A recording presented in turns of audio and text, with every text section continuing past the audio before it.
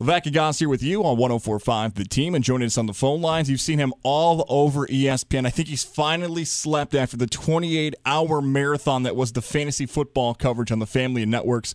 Mike Golic Jr. joins us. Mike, what was your favorite part of all that stuff? 28 hours of fantasy football coverage. Listen, the easy answer would be going to bed after it was all over, but I'd say as far as stuff that occurred during the body of the marathon, I would go the dunk tanks just because at that point, in lieu of a shower, being fully submerged like that and getting to see the sun after being inside Fantasy Island's bunker for so long was a welcome respite. It really gave me a second wind that I desperately needed. What was going on Fantasy Island with you and Sarah Spain for just hours? I think there was some floating ducks involved and some swimmies. Oh, man, it seems to get weirder every time I do it. So now this is technically my third marathon. I did the fantasy football marathon last fall. I did the bracket marathon in the spring for our ESPN bracket challenge. And now I'm back on Fantasy Island with Sarah Spain. As you mentioned, Stu Gotts was around last year. And to ESPN's credit, I think we had a budget on Fantasy Island this year. They actually let us go out and buy toys for that room that we spent 28 hours in. And thankfully, Sarah Spain is one professional in the room who is willing to buoy the rest of us as we just tried to drag down Adam Schefter and Matt Berry and all of our competent professionals into the world of muck that is Fantasy Island. Well, we got the Fantasy Football Forum coming up here in the Capital Region at the Albany Capital Center Thursday night from 7 to 10, and a lot of people are going to be looking for some fantasy football advice.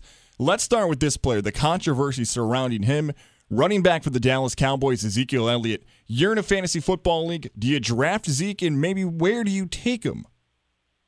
Yeah, I think he's still a draftable player. Now, for a lot of people, they'll hold out hope of maybe something in the likes of a shortened suspension, maybe more of the 4 games, although I don't see that happening for him.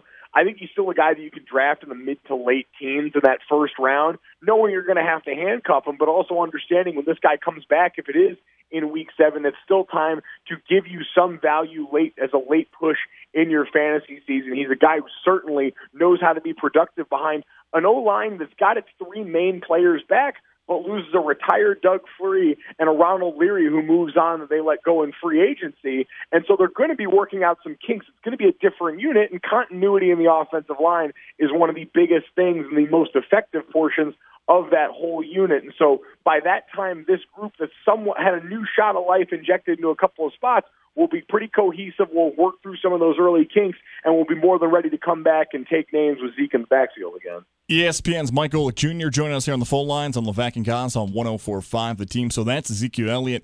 Let's get the Mike Golic Jr. sleepers and busts this year in fantasy football.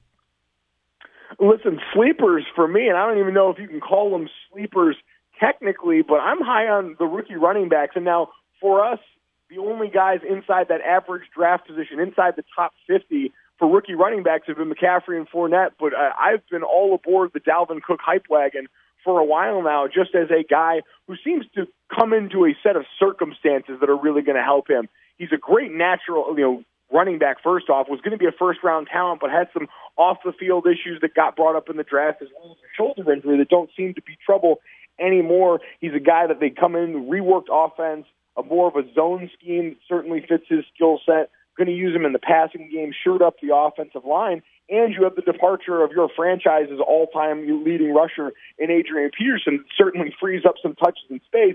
Dalvin Cook is very much what the modern NFL running back looks like. He's going to get the ball in his hands out of the backfield, whether that's running or passing, and stack up a lot of yards in an offense that I think with Sam Bradford coming back and finally not having to deal with the lookout block every other play is going to actually be a pretty potent unit. I had to watch Fournette and Cook and others destroy my beloved Syracuse football orange so many times. So I have a feeling they're going to have a good season. We're talking to Dino Babers tomorrow as well. So I've seen a lot of those guys up close and personal. Mike Golic Jr. joining us. And let's swing it to college football. You played at Notre Dame. What are your expectations for the Fighting Irish this season?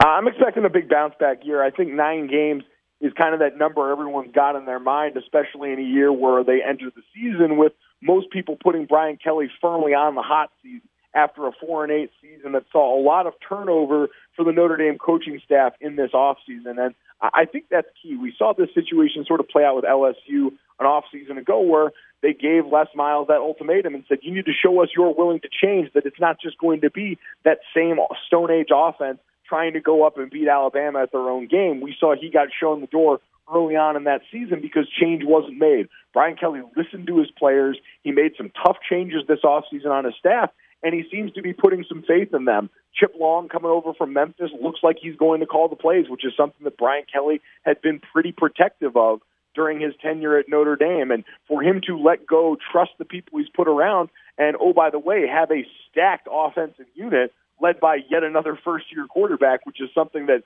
most colleges would sweat, but Notre Dame is kind of used to seeing guys come in for a year and change and have to learn on the fly pretty early, but have success. So the question mark still lies on defense, but I think this is a unit that's certainly got potential across the board as long as that quarterback hits again. If you follow Mike Golic Jr. on Twitter at mgolicjr57, you can see him, like many other people, going at Herm Edwards because of what he did.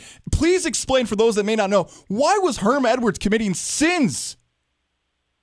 Listen, so Sunday night, for all Game of Thrones fans, is a holy holiday. And now I reserve the right to say that if it's the first episode, the season premiere, or the season finale, you should be watching it live because spoilers then you take on at your own risk.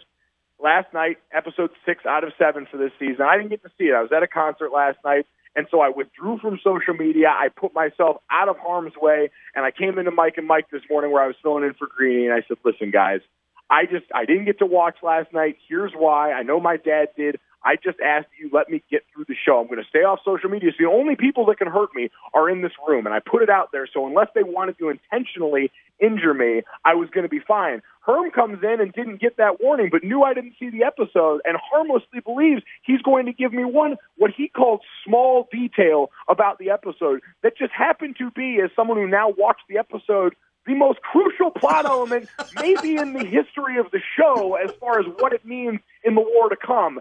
I was appalled, and the worst part is Herm, because he's not on social media, has no idea what he did or how many people he hurt. Herm Edwards committing crimes all across the ESPN family of networks. Mike Golic Jr., we're going to let him try to calm down, maybe get some rest, maybe keep him away from Coach Edwards for a while. We appreciate his time as always. Mike Golic Jr., appreciate your time, man. Thanks for having me. Winter's coming.